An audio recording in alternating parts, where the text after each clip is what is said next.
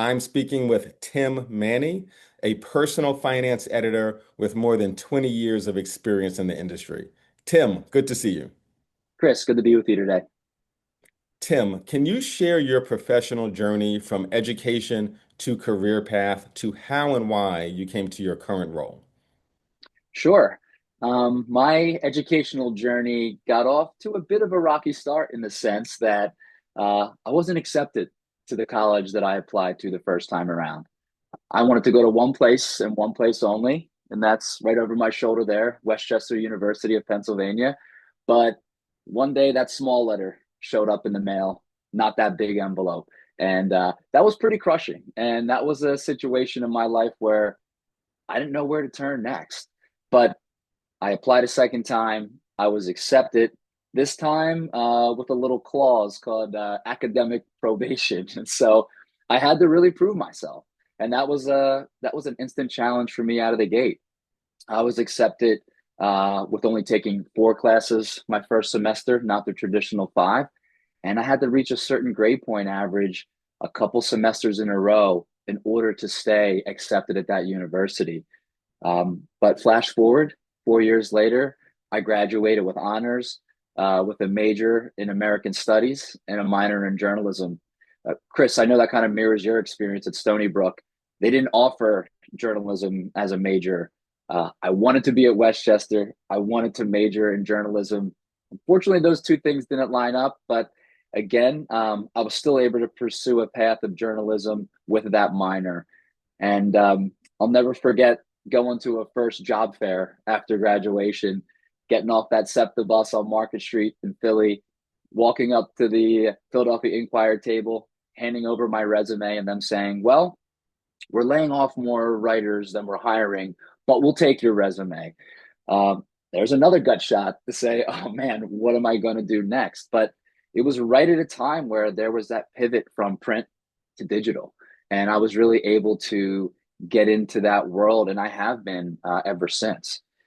My first job out of college was with a nonprofit called the Brain Injury Alliance of New Jersey. And when you're fresh out of the gate of college, you're looking for that first opportunity. And it didn't really fit exactly what I was looking to do, but it actually offered me a lot of great experience. I was able to publish their quarterly sports concussion newsletter. I helped them build a website. I worked with some great teammates there to develop a program for law enforcement across the entire state, called a positive ticket program, to really reward kids across the state for positive, safe behaviors. So, really a diverse type of experience, and some great experience right out of the gate. My second job following that, because I was making about $30,000 on the dot there in 2006, and that wasn't a lot of money back then, and certainly not a lot of money now. But my second job was really another pivot for me. I got hired at a company called HSH.com. They were a financial publisher, specifically of mortgage information. I knew nothing about mortgages. I knew nothing about finance, but they wanted to start a blog. They were looking for a blogger. Again, that kind of dates you and what time period we're talking about. But it was such an amazing experience for me because they let me learn my first year. They told me, "We don't have a lot of expectations for you in year one. We want you to learn. We want you to read. We want you to understand how this mortgage market works and how everything functions." And, shout out to the VP who was there then and is still there now, a guy named Keith Gumbinger, self educated, self made, a true expert in the mortgage and home buying space. He really taught me everything he was willing to share, everything I was willing to learn. And so I got to edit, I got to be edited, I got to learn about just how that market works and functions. And Chris, that was a foundation for me that has set up my entire career because that's really been kind of my superpower over the last 20 years. I've been someone that's been able to marry editorial excellence, a lot of editorial experience with domain expertise. And so when you have a true domain expertise on the topic that you're writing about or editing about, you can really elevate your game. You really bring a new level of authority, a new level of expertise, really able to elevate the content that you're working on. And it was an interesting time. My first week at HSH.com, Bear Stearns collapsed, and the financial system was really unraveling. And so, man, there was a great time to learn about the market and how everything functions together. I spent about 8 years at HSH.com. Not long after I joined, HSH was bought out by a company called Quinn Street. Quinn Street owns a lot of personal finance websites um, across the space. And that was a little jarring going from the mom and pop type shop that was HSH when I was hired to a corporate structure in which Quinn Street was. But it really opened up a lot of doors. It gave me some new opportunities. And for me, most importantly, Chris, it helped me connect with other really legit experienced editors in the personal finance space. I got to really learn a lot from them, from their experiences.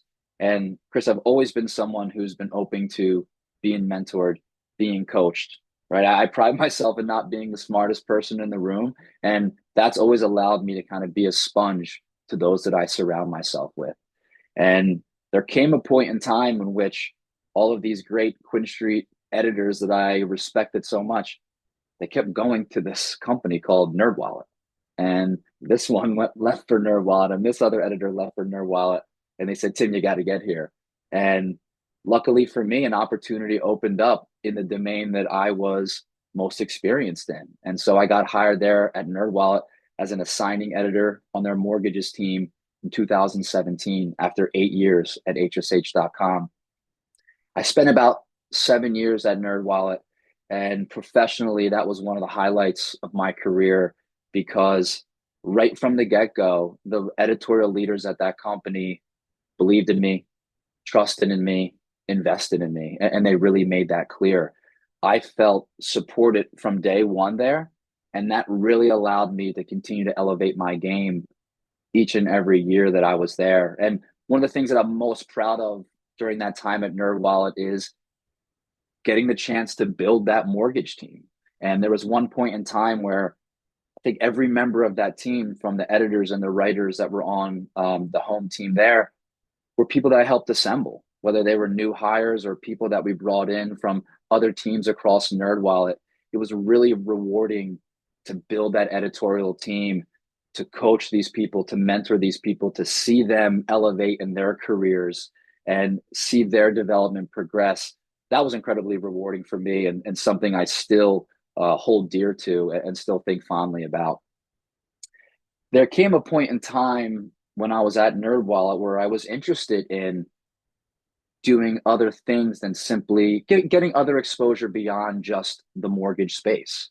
I wanted to be known as someone who could take that editorial experience that I had been building for, close to 15 years at that point and apply that to different topic areas. And I got the chance to do that. So I shifted into an at-large editor role at NerdWallet. And that allowed me to work with their international content team out of the UK, allowed me to work with the longest tenured team at NerdWallet, the banking team. So that was great. And that provided new exposure for me, new people to work with, to get to come into a team and provide fresh perspectives, to come to a team with fresh eyes. I think that's really beneficial. And, it's was really rewarding getting to work with a new set of people and to get to mentor a new set of people. Unfortunately, NerdWallet shrunk their content teams a couple times, which is not, breaking news in our industry. But I like to tell people I was lucky enough to be unemployed for a day because I reconnected with my old boss from NerdWallet. His name's Chris Noble. He's at Yahoo Finance, and he said, Tim, I'm actually getting ready to build out the mortgages team here at Yahoo Finance. Come over and help me. And that was an amazing experience as well. Getting to build something from the ground up is something I've always loved and enjoyed. It's a special experience. And I got to work with Yahoo Finance in a couple different iterations. Started off as contract, transitioned into full time, got to work with their mortgages team, the investing team, their insurance team. And as of October of last year, I made the decision to go independent because I got the opportunity to continue to work with Yahoo Finance. Again, a brand I really love and respect, but also try new and some different things. And, just over the course of this quick conversation, I'm sure a theme that you're picking up is just my interest in always building my skills, always diversifying my skill set and what I can bring to the table. And so I had the opportunity to work with a company called the Financial Influencer Network, or FIN for short. FIN is a network of over 30 highly accredited financial experts who are also influencers in the space. They come to the table with their own trusted built in audiences. And so my role is to manage custom content partnerships that we create between FIN and other brands that are out there, other financial services brands. So we can present a brand with not only someone who truly knows what they're talking about and can elevate a brand's content or a brand's product, for example. But these are people that come to the table with their own trusted audiences. And so you're able to reach more people that way, integrating this financial influencer marketing role and model that Finn has. In addition, most recently, I've also began to work with a company called Capitalize. Capitalize's mission is to connect consumers with trusted financial advisors. And so, up to this point, my role has been to help establish affiliate partnerships with publishers out there. And so, what Capitalize does is they provide lead forms, direct links, certain ads, and other financial tools that websites like a Yahoo Finance or a NerdWallet or other publishers with tools and resources to place on their websites. Because what we do in this world of personal finance is we educate. We build trust with our readers, we educate them. And then when these readers and consumers are ready to take their next steps, websites need to have trusted off ramps for their readers to go learn more, to take that next step, whether it's closing a loan with a mortgage lender, whether it's getting a new insurance policy or connecting with a financial advisor. What's exciting about where Capitalize is at now in their development is they're really building out their consumer facing business as well. And so looking forward to getting more involved in the content side of things with Capitalize, in addition to the partnership side of it all. And also, I'm back for my second stint at LendingTree, helping edit their mortgage content. And again, it's really rewarding for me to work with that team because they have such a strong team over there. But again, this is an opportunity for me to take that domain expertise that I've spent decades building and edit their content in a way that can elevate it with additional authority and additional expertise. So I have started my own little operation, since October. I'm calling it Westville Editorial. And again, this is just an independent operation where I can work with some really great brands doing what I know best, really exercising those decades of experience, but also branching out into some new areas, building new skills.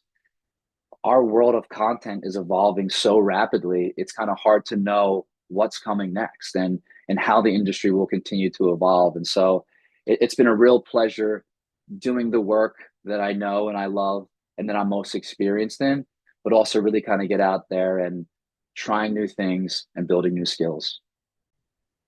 Tim, this has been very enlightening. I think a lot of people in the financial professional community will want to learn more about your background and your current offerings. So thank you very much for your time. That's great, Chris. I look forward to connecting with anybody who's interested in learning more. And I appreciate you doing this, and it's been great to spend some time with you today.